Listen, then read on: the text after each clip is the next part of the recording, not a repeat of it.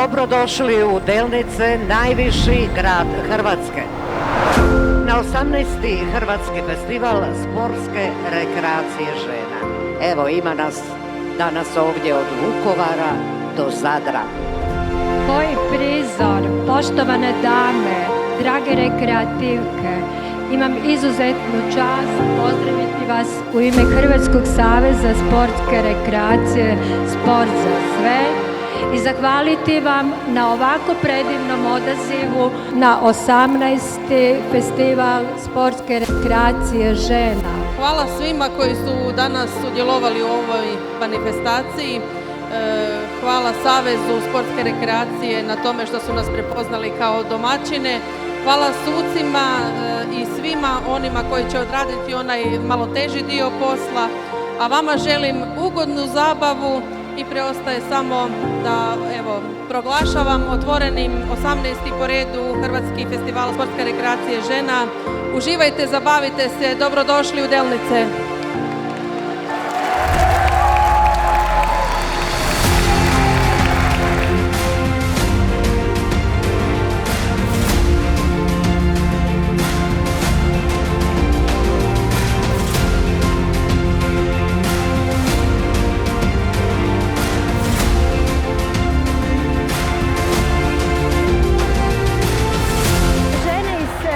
Hrvatske se danas nalaze ovdje i procjenjujemo da je festival izuzetno dobro uspio.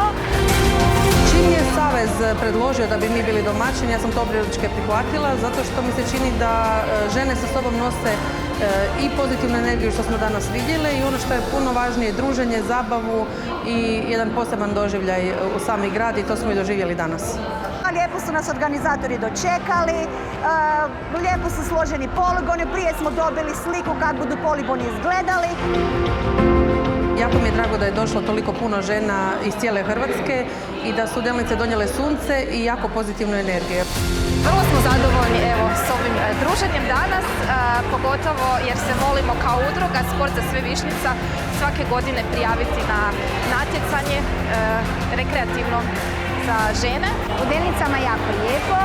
Žao nam je što nismo mogli više razgledati Delnice, međutim sama dvorana i sve ostalo se smo bili kao udruga još ovdje, niti nismo bili ovako samostalno, individualnom aranžmanu, tako da vrlo nam se dojmio. Doći ćemo opet ako bude prigode. Mi se nudimo da budemo domaćini i narednih godina.